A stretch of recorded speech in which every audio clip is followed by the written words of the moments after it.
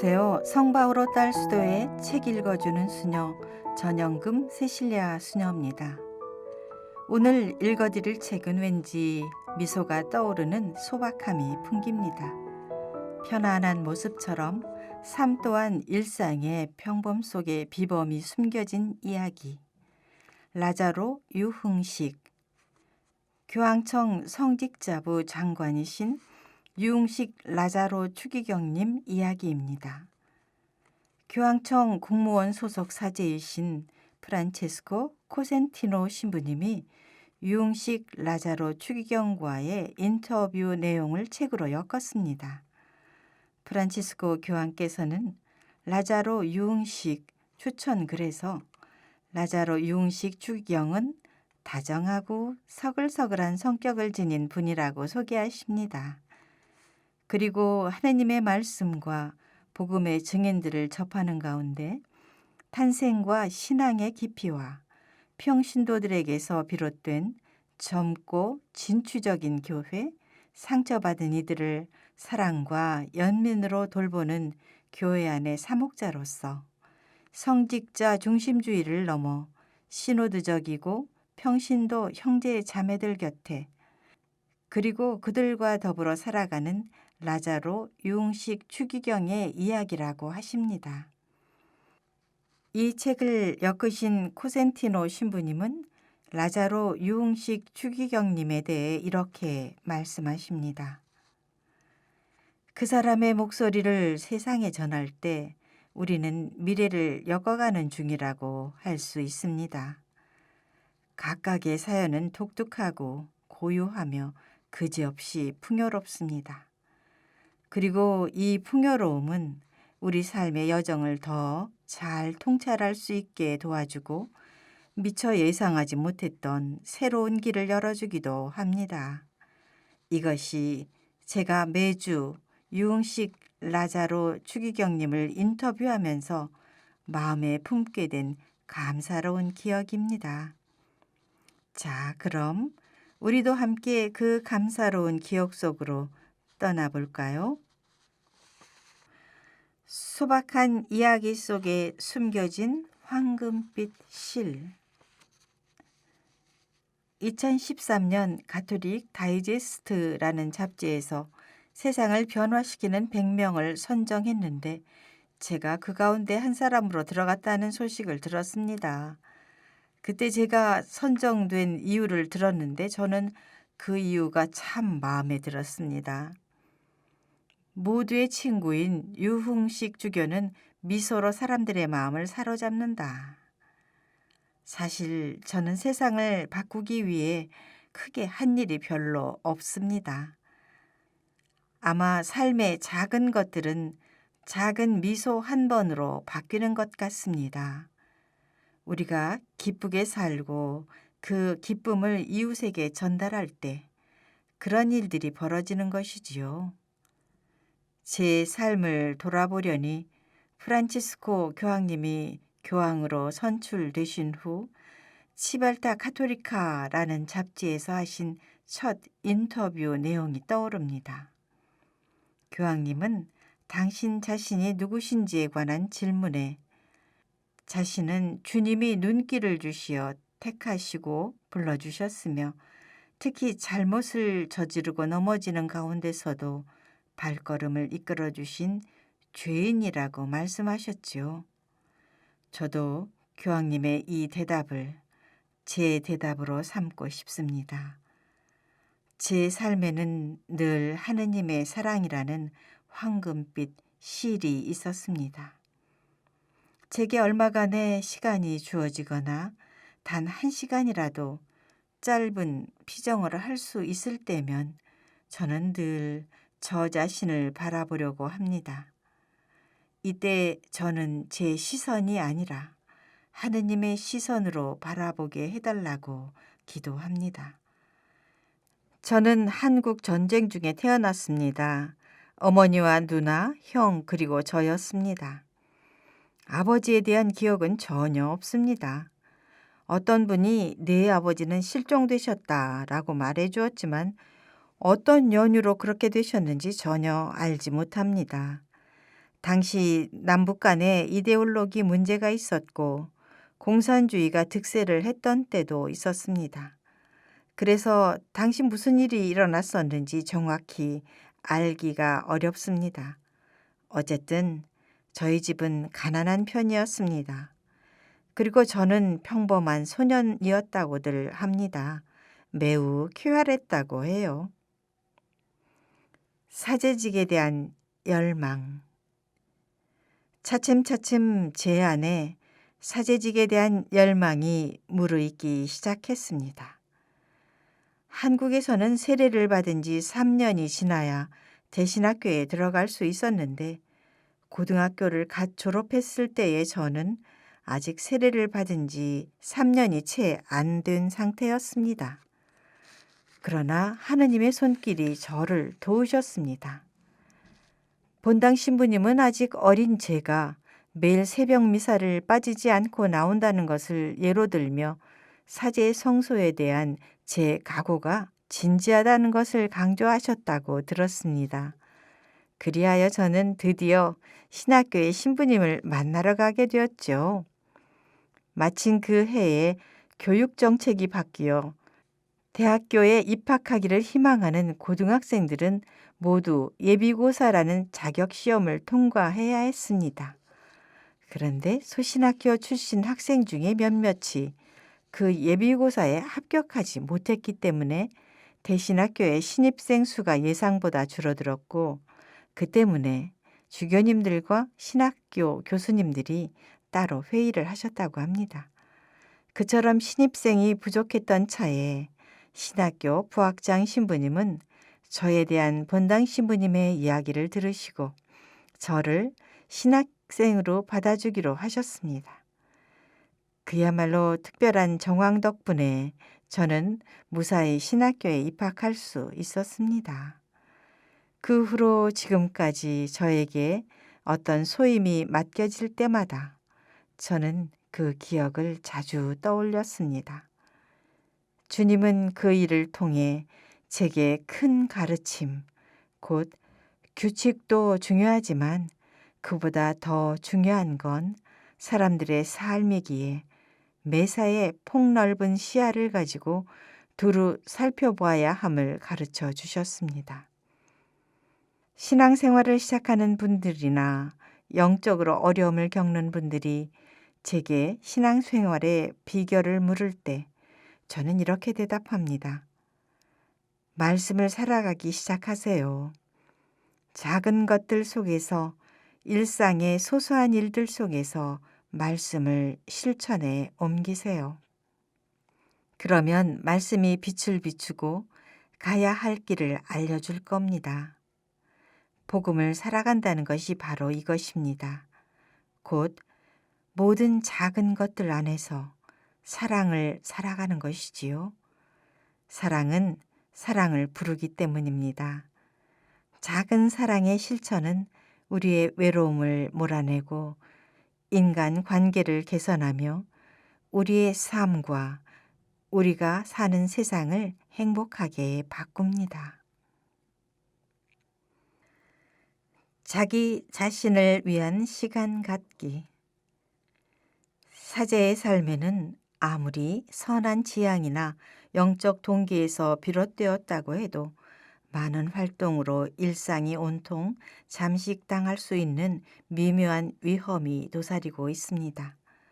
어떤 일을 하지 않으면 안 된다는 생각, 늘 일에 몰두하는 것이 훌륭한 사제로 사는 것이라는 생각, 그리고 해야 하는 일들에 매진하는 것이 다른 어떤 가치보다 중요하다는 생각은 결과적으로 사제의 삶을 위험에 빠뜨립니다. 다소 경직된 양성을 받은 사제들이 효율적으로 살며 성과를 내야 한다는 강박관념 때문에 속도를 늦추지 않고 행여 세속적 기준들에 뒤처질까 신경 쓰며 마냥 달리는 것을 보면 안타까운 마음이 듭니다. 사실 그렇게 살다 보면 육체적 힘은 물론 내적 그리고 영적인 힘까지 소진되고 맙니다. 사제는 본당과 공동체의 중심이 아닙니다. 터무니없이 높은 기준에 자신의 삶과 직무를 억지로 끼워 맞추려고 하는 사제는 결국 실망과 고통에 허우적대며 우울증을 겪습니다. 사제가 잘 쉬기 위해서는 내적 자유가 필요합니다. 또한 평신도들과 서로 협력하는 가운데 직무를 적절히 나누어 수행하고 사목적이고 교회적인 활동을 재정비하는 용기도 필요합니다. 사제의 삶에 관련하여 프란치스코 교황님이 해주신 여러 가지 귀한 조언들 가운데 다음의 질문을 함께 기억했으면 좋겠습니다. 나는 나 자신을 벗어나 쉬는 법을 알고 있습니까? 나 아니면 안 된다는 착각에서 쉬는 법을 알고 있습니까? 나 정도면 훌륭한 사람이라는 착각에서 쉬는 법을 알고 있습니까? 내 생각이 맞기 때문에 다른 이들의 말은 들어볼 필요가 없다는 착각에서 쉬는 법을 알고 있습니까? 예수님과의 만남, 날마다 누리는 뜻밖의 기쁨. 코센티노 신부 질문. 우리는 대개 별스러운 것 없고 때로는 단조로운 일상의 흐름 속에서 살아갑니다. 그렇게 우리는 여러 활동을 하고 노동을 하며 조용한 때를 살기도 하고 격동적인 때를 살기도 합니다. 그리고 이 모든 순간에 예수님과의 만남은 우리에게 새로운 지평을 열어주며 우리 자신의 실존과 우리를 둘러싼 현실을 새로운 방식으로 바라보게 해줍니다. 이것이 예수님이 가져오신 가장 큰 혁명입니다. 추기경님의 삶에서는 언제 이런 일이 일어났는지요? 예수님과의 만남이 추기경님을 어떻게 사로잡았는지 궁금합니다. 나자로 추기경. 제 삶의 이야기는 무척 소박하고 일상적입니다. 그래서 예수님과의 만남이나 그분과 우정을 나누는 이야기도 어떤 크고 특별한 사건에 국한되지 않는 것 같습니다. 위기, 하느님을 만나는 자리. 저는 제 삶의 구체적인 상황들 안에서 숨어 계시면서도 늘 저를 경탄케 하시는 주님을 만났습니다. 무엇보다 그분은 제가 위기를 겪을 때 당신을 드러내셨지요. 예를 들어 저는 신학교에 입학하면서 모든 것이 아름답기만 한 천국에 들어간다고 생각했습니다. 그만큼 저는 신학교 안에서는 모든 것이 완벽하리라고 생각했습니다. 그런데 신학교에 입학한 지 채 며칠도 지나지 않아 저는 제가 착각하고 있었음을 깨달았고 신학교도 다른 곳과 마찬가지로 인간 안에 존재하는 온갖 모순이 드러나는 장소임을 체험했습니다. 이것이 제게 첫 번째 닥친 위기입니다. 저는 주님께 어떻게 하면 좋을지 여쭈었습니다. 실망을 좀 했다고 해서 금세 집으로 돌아갈 수도 없는 노릇이었습니다. 신학교에 가겠다고 하는 바람에 집이 발칵 뒤집혔으니까요. 그러던 어느 날 저녁 신학교에서 모든 신학생을 대상으로 하는 특강이 있었습니다. 그 자리에 포콜라레 소속 사제 한 분과 평신도 두 분이 오셔서 복음 안에서 살아가는 자신들의 삶과 구체적인 체험들을 나누어 주셨습니다. 그분들은 저희에게 자신들이 어떻게 그리스도교 정신을 소박하고 기쁘게 살아가는지 또 어떻게 하느님의 말씀을 실천하며 살고 있는지 이야기해 주었습니다. 저는 그분들의 증언에서 참으로 강렬한 인상을 받았습니다. 그분들과 나눈 대화 중에 지금도 기억나는 것이 있습니다. 그분들 가운데 한 분은 학교에서 일하는 분이셨고 매우 깐깐하고 무뚝뚝하며 억센 아주머니가 운영하는 하숙집에서 살고 있다고 했습니다. 그 포콜날의 회원은 그런 아주머니를 사랑하는 일이 바로 하느님의 말씀을 실천하는 길이라 확신했기에 구체적으로 어떤 행동을 하면 좋을까 고민했답니다. 그래서 그분은 아주머니를 뵐 때마다 미소를 지으며 인사를 드렸답니다. 다들 두려워하며 누구도 먼저 인사를 건네지 않던 그 주인 아주머니는 그분의 인사를 받으며 점점 태도가 바뀌기 시작했답니다. 저는 그 이야기를 들으며 복음을 사는 길은 바로 현실의 삶에서 실천하는 것이고 날마다 우리에게 일어나는 작은 일들 또는 우리가 직면하도록 초대받은 사소한 일들을 어떻게 마주하느냐에 달려 있음을 깨달았습니다. 우리의 판단은 우리 내면의 렌즈, 곧 우리가 어떻게 사물을 바라보느냐에 따라 좌우됩니다. 이렇게 제 시각과 태도가 바뀌자 신학교는 제 집처럼 느껴졌고 저는 그 안에서 충만한 평화를 누릴 수 있었습니다. 오늘날의 교회에 관한 10가지 열린 질문 중에서 코센티노 신부 질문. 오늘날 신앙과 교회를 멀리하는 이들 가운데 특히 많은 수를 차지하는 이들은 젊은이들입니다. 그들이 복음의 맛을 느끼지 못하고 교회를 거부하는 이유가 무엇이라고 생각하시는지요? 나자로 추기경. 우리 편에서 젊은이들의 목소리에 귀를 기울이고 그들의 세계를 이해하는 노력이 부족한 듯합니다. 문제는 그들에게 가까이 다가갈 줄 아는가 하는 것입니다. 제가 보기에 오늘날의 젊은이들은 무엇보다도 의미를 주는 모범을 갈망하고 있습니다. 설교라 할지라도 말은 잘 믿지 않습니다. 어떤 권위자의 말이더라도 그 말이 자기들이 생각하는 자유 개념에 어긋난다고 생각하면 아무리 좋은 말이어도 받아들이려 하지 않습니다. 그러나 동시에 오늘날의 젊은이들은 아름답고 진실한 증거를 드러내는 사람을 만나면 감동하고 자신을 열며 너그럽게 자기를 내어놓습니다. 종교적인 주제에 대해 그들과 이야기를 할 때 교리 지식이나 윤리적 용어를 그들에게 던지는 전통적인 방법은 이제 그 효용성을 많이 잃는 것 같습니다. 오히려 우리는 그들에게 그들이 관심을 갖는 근본적인 질문들을 가지고 다가가야 합니다.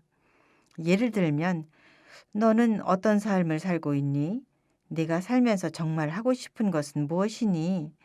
와 같은 질문들 말입니다. 앞서 말씀드린 대로 우리가 먼저 젊은이들의 세계와 그들이 겪는 아픔과 혼란, 그들의 비판에 귀 기울일 때 비로소 그들의 마음에 와 닿는 방식으로 복음의 가르침을 전할 수 있을 것입니다. 이를 위해 우리는 젊은이들의 공간, 그들이 사는 곳을 찾아가야 합니다. 그들의 말을 경청하면 그들과 함께 대화할 수 있는 언어도 배울 수 있게 될 것입니다. 경청한다는 것은 자신을 비우고 상대방에게 열린 공간을 내어주는 것입니다. 이렇게 하면 사람과 사람 사이에 진실한 관계가 시작될 수 있습니다.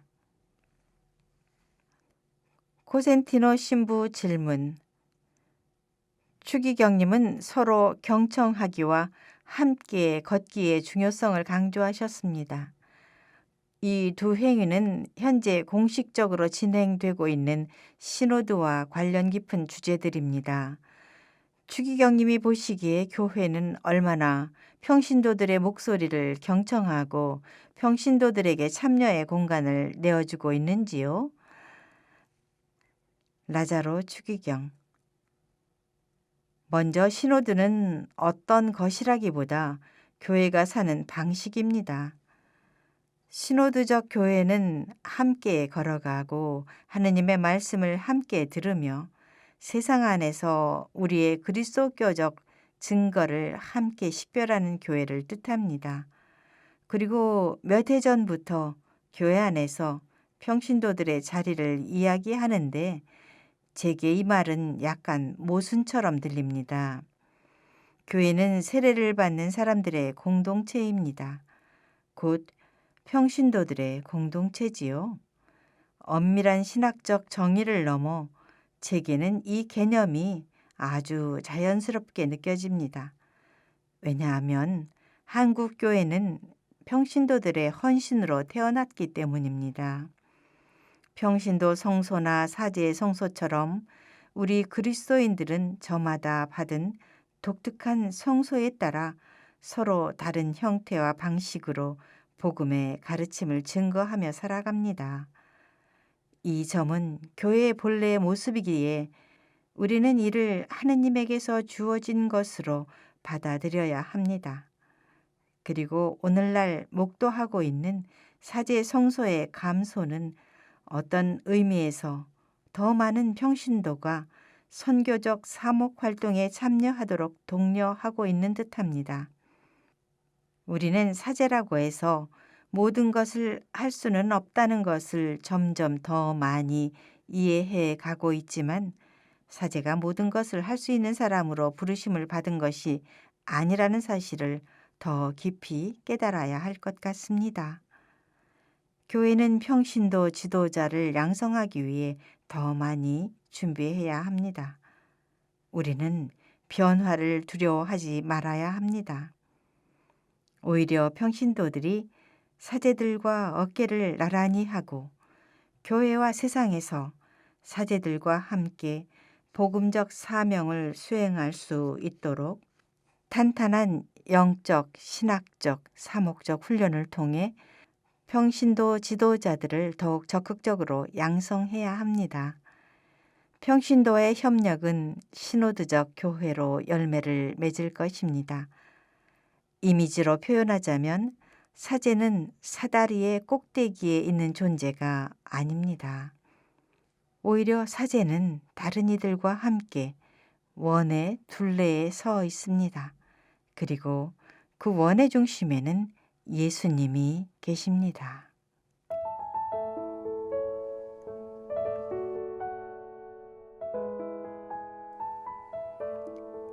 이 콘텐츠는 여러분의 후원과 기도로 제작됩니다. 고맙습니다.